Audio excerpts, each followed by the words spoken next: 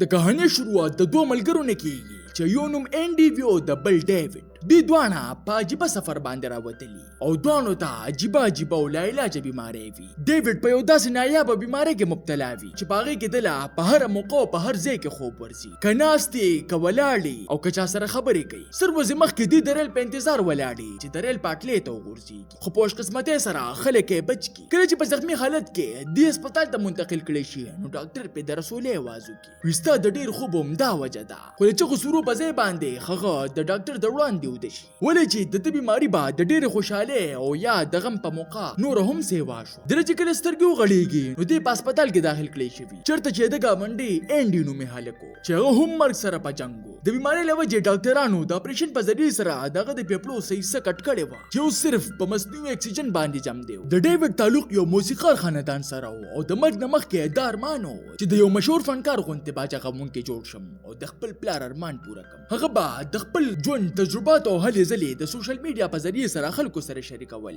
خو چا به هم دغه ویډیوګانو له اهمیت نه ورکاو. په دغه مایوسۍ کې دوی د چت نه د انګلو والي چې انډي یې رامنې کړي او دواړه په خپل منځ کې غم شل شروع کړي. ډیوډ د انډي نه دغه د بیمارۍ په باره کې تپوس وکړي چې هغه ورته وایي ما یو وړوکی شان زکام هم مړ کولی شي، د دې وجې زه د هسپتال نه بهر نشم تللی. ته خو بیا هم زمانه ښیي، خو په زړه مې دا ارمان دی چې په دې دنیا کې خپله څه کارنامه پرېږدم چې خلک مې یاد وساتي. چې ډیوډ ورته په ګپ کې وایي بې قرض پرېږده که نه ټول خلک به دې یاد ساتي. ډیوډ او انډي په شریکه باندې یو چینل شروع کړي او دا فیصله وکړي چې موږ دواړه به خلکو ته دا ښایو چې څنګه یو دوه کسانو د مرګ په آخري ورځو کې داسې زندګي تېره کړه چې یو عام انسان صرف د هغې په باره کې سوچ کولی شي او د ویډیو عنوان به یې د ژوند د ټولو نه خیر ورځې. انډي لا ول وروستو شي خو بیا خبره ومني. دوی سره د چکر دپاره پیسې نه وې چې د قرضې دپاره دوی بینک ته لاړ شي، خو چې د بینک منیجر د انډي حالت وویني هغه د قرضې ورکولو نه انکار وکړي. دوی د بینک نه را روانې چې په لاره کې نظر په یو دکان باندې ولګي چې هغوی هر څه په قسطونو ورکول. دوی په دغه ځای کې داخل شي او د ټولو نه ګران شیونه راواخلي او بیا د زرګر په دکان باندې ورشي، چېرته چې دکان مالکه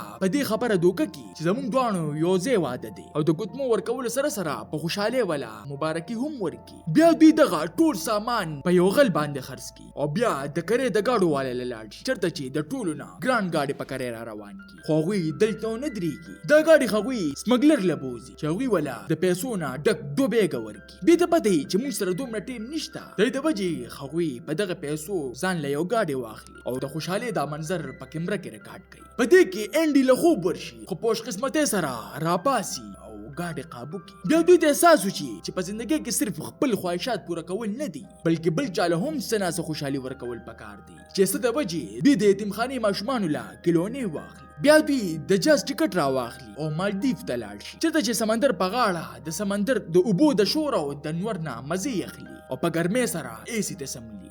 انډي جینۍ سره میلو شي چې هغې سره د خبرو په وخت کې ساه بنده کړي، خو ډېر وخت ایسار نه شي او خپل سلنډر له ځان ورسوي. ډیوډ انډي ته خپلې لور او ښځې سره د میلاوېدو خواهش ظاهر کړي چې په سبا باندې د اوسېدو والا ګاډی واخلي او را روان شي. دوی ټوله شپه مستي وکړي او په دغې مستۍ کې یو اوچت پل ته وخیږي، چېرته چې ورته انډي ګانې وایي او ډیوډ ورته ګډېږي چې په دې کې د ډیوډ خپه وخوېږي او د خپې نه راځوړن شي، خو په انډي کې دومره طاقت نه وي چې دې راوچت کړي، البته په بېلټه یې وتړي. په دې کې ټوله شپه تېره شي چې په سبا باندې چې کله مزدوران مزدورۍ له روانې نو دوی ته یې پام شي چې بچېږي. انډي ډرایوینګ کوي او ډیوډ اوده چې په دې کې دله هم خوب ورشي، خو د هغې نه مخکې چې ګاډی یې جنګولی و دی په خپله باندې اوده شي او ګاډي ډیوډ ته پرېږدي. خو چې کله د انډي سترګې وغړېږي نو ډیوډ هم اوده شوي. په دې کې د ده خپل د اکسیجن سلنډر ته پام شي چې په هغې کې لږ غونتی اکسیجن پاتې وي. دې سره د اکسیجنه نور ته کښېني چې په دې کې ورته د یو شیر پام شي، خو دې د منډې وهلو په ځای باندې ورته په ځای کښېني او سترګې پټې کړي او شیر یې خواله راشي، خو دې بیا هم لقونه وخي او شیر په میچازي وکړي او لاړ شي. انډي په غوسه کې ډیوډ پسې ورشي او د خوب یې راپاڅي. وي ته دلته خوبونه کې اوس پې د نه زه وجلي ومه، دا مخ مې د شیر په میچازو څخه دی. په سفر کې دوی افریقې ته ورسي او یو پټرول پمپ کې ودرېږي، چېرته چې یو څو بدعمله د دغه ځای پمپ والا تنګوي. انډي ورشي او هغه ترې نه خلاص کړي، خو هغوی په ده پسې ونښلي او دیګه ورکړي چې ډیوډ یې وویني. هغه د یو بوډا نه سګرټ رااخلي او هغوی له دمکې ورکوي او پټ په پټه ولا پرتوک ته اور ورته کړي چې هغوی د اور په مړ کولو باندې شي او دوی ګاډی را په مخه کړي. دوی ګاډي ځغلي چې په دې کې دوی په ګاډي کې یو ماشوم روزي چې دوی نه مدد وغواړي چې دا کسان په ما پسې شوي دي. د ډیوډ په زړه نه خو د انډي نه مجبور شي او په دې سفر کې دوی هم ځان سره شامل کړي. دوی ته په ټول لار باندې هغه ماشوم د خندا خبرې کوي او په تلو کې دوی د ډیوډ کور ته ورسي. ډیوډ دغلته خپل لور ویني او ځان ته رانږدې خو چې څنګه ښځې له ورشي نو هغې سره خپل نوي خاوند ناست دي او دواړه به د باندې را باندې کړي چې په دې کې انډي په تمانچه ډزو کړي او ډیوډ را خلاص کړي. په ټول لار باندې ډیوډ سخت خفه او سوچونه کوي خو چې څنګه د سارې را پاسي او دو ویني چې ماشوم ول روټه تیار کړي دا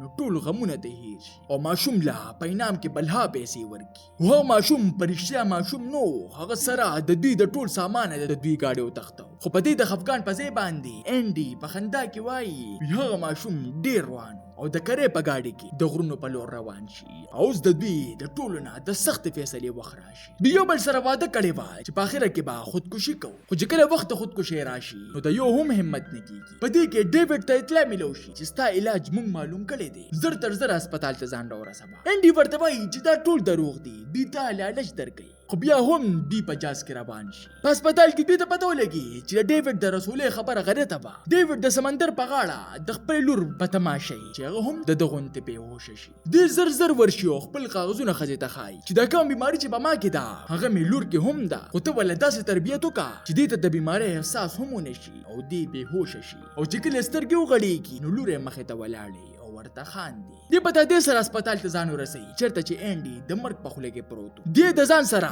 د هسپتال سر ته وخېچوي او په دې خبره هر څه ختم کړي. ژوند په هر حالاتو کې تېرېږي او دواړه ساه ورکړي. تاسو ته دا نیا کہانی څنګه ولګېده ما ته خپله قیمتي رایې په کمنټ کې ضرور راکړئ. ملاویږو به په یو نوي ویډیو سره. ما له راکړئ اجازت. بای بای.